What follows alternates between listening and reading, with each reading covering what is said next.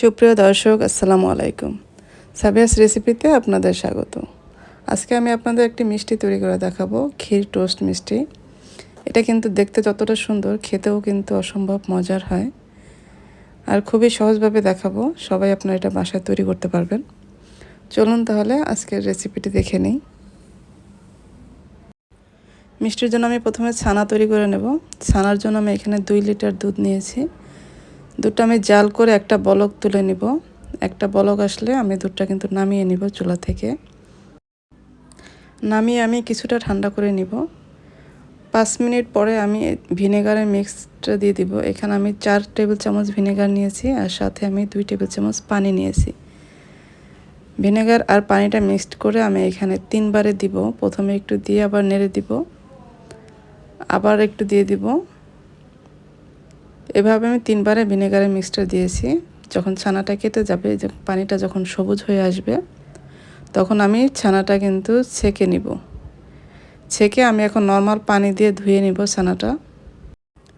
ছানাটা অবশ্যই ধুয়ে নেবেন, তাহলে কি ভিনেগারের গন্ধটাও আসবে না, আবার ছানাটা ওভারকুকড হয়ে যাবে না। তারপরে আমি এভাবে চেপে পানিটা ঝরিয়ে নিব। এখন আমি এটা 1 ঘন্টার জন্য আমি এটা ঝুলিয়ে রাখবো, পুরো পানিটা যেন ঝরে যায়। এদিকে আমি শিরাটা তৈরি করে নেব। শিরার জন্য আমি এখানে 4 কাপ চিনি নিয়েছি আর পানিও 4 কাপই দিয়েছি। এখন আমি এটা ঢেকে কম আঁচে চুলায় রেখে দেব। এদিকে আমি মিষ্টি বানাতে চলে যাব। এখানে আমি ছড়ানো একটি পাত্রে ছানাটা নিয়ে নিলাম। প্রথমে ছানাটা একটু ভালোভাবে মথে নিতে হবে। ছানাটা এভাবে একটু মথে নিব। তারপরে এখানে আমি 1 টেবিল চামচ সুজি আর 1 টেবিল চামচ চিনি দিয়ে দিলাম। আর এখানে ময়দা দিয়ে দিলাম 2 টেবিল চামচ। আর এখানে আমি 1/4 চা চামচের মতো এলাচ পাউডার দিব। এখন এই উপকরণগুলি ছানার সাথে খুব ভালোভাবে মেখে নিতে হবে।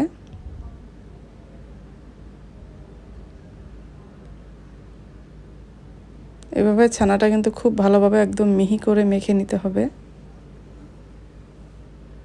ছানার মধ্যে যেন কোনো দানা দানা ভাব না থাকে, এমনভাবে মাখতে হবে।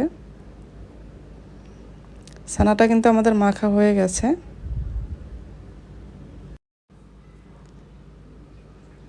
আমি এখন এখান থেকে ছোট ছোট লেচি কেটে নিব। আমি প্রথমে হাতে একটু তেল মেখে নিলাম। এখন পরিমাণ মতো ছানা নিয়ে তারপর এইভাবে মিষ্টির শেপ দিয়ে নিব। মিষ্টিটা আমি একটু লম্বা টাইপের বানাবো আর একটু চ্যাপ্টা করে দিব। এইভাবে আমি এখন সবগুলো মিষ্টি এইভাবে বানিয়ে নিব।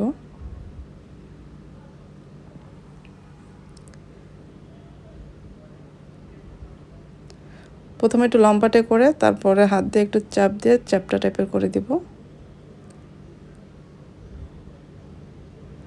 এই তো আমার সবগুলি মিষ্টি বানিয়ে নেওয়া হয়ে গেছে। এদিকে আমাদের শিরাটাও কিন্তু ফুটে উঠেছে। আমি এখন ফুটন্ত শিরায় মিষ্টিগুলো দিয়ে দিব। এভাবে একটা একটা করে মিষ্টিগুলি দিতে হবে।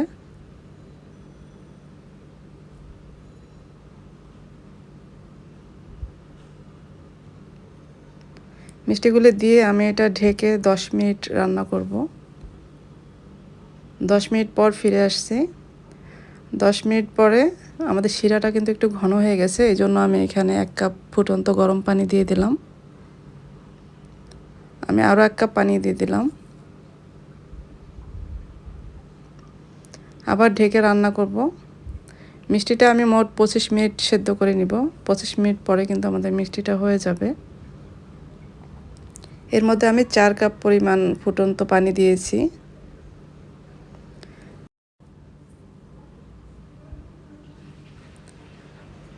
মিষ্টিটা কিন্তু আমাদের হয়ে গেছে। এখন এই অবস্থায় মিষ্টি আমি ঢেকে সারা রাতের জন্য রেখে দিব। 4-5 ঘন্টা রাখলে হয়ে যাবে। 4-5 ঘন্টা রাখার পরে আমি মিষ্টিগুলো এইভাবে একটা চালনিতে নিয়ে নিব, যেন রসটা ঝরে যায়। মিষ্টিটা কিন্তু আমাদের খুবই সফট হয়েছে। এখন আমি শিরাটা ঝরিয়ে নিব মিষ্টি থেকে। যখন শিরাটা ঝরে যাবে তখন আমি এই মিষ্টিগুলো এভাবে মাঝখান থেকে কেটে নিব। পুরোটা কাটবো না, কিছুটা রেখে দিব, এভাবে কেটে নিব সবগুলি মিষ্টি।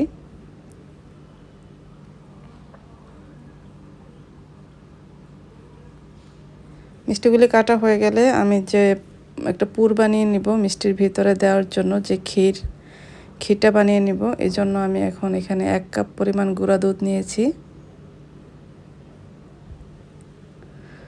আর নিয়েছি কনডেন্স মিল্ক। এখানে আমি গুঁড়া দুধটা মাখানোর জন্য যে পরিমাণ কনডেন্স মিল্ক লাগবে সেই পরিমাণ কনডেন্স মিল্ক দিতে হবে। এজন্য একবারে দেওয়া যাবে না, প্রথমে কিছুটা দিয়েছি। এখানে আমি লাল রঙের ফুড কালার দিয়েছি 2 ফোঁটার মতো। এটা অপশনাল, না দিলেও সমস্যা নেই, দিলে কালারটা সুন্দর আসে, মিষ্টিটা দেখতে ভালো লাগে। এখন এগুলি খুব ভালোভাবে মেখে নিতে হবে। এখানে আমার আরেকটু কনডেন্স মিল্ক লাগবে, এজন্য আমি আরেকটু কনডেন্স মিল্ক দিয়ে দিলাম। এই তো আমাদের ক্ষীরটা কিন্তু রেডি হয়ে গেছে। এখন আমি এভাবে মিষ্টির মধ্যে ক্ষীরটা দিয়ে দিব।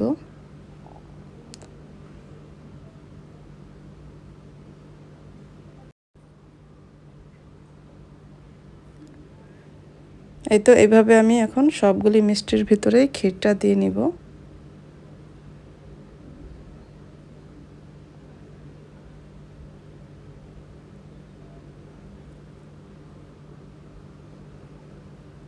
এই তো সবগুলি মিষ্টি আমাদের বানিয়ে নেওয়া হয়ে গেছে।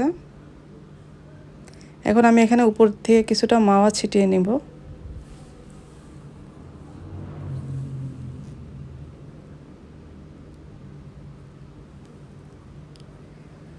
এই তো তৈরি হয়ে গেল ক্ষীর টোস্ট।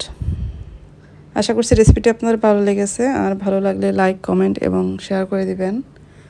সবাই ভালো থাকবেন। পরবর্তী রেসিপি দেখার আমন্ত্রণ রইল। আজকে এ পর্যন্তই। আল্লাহ হাফেজ।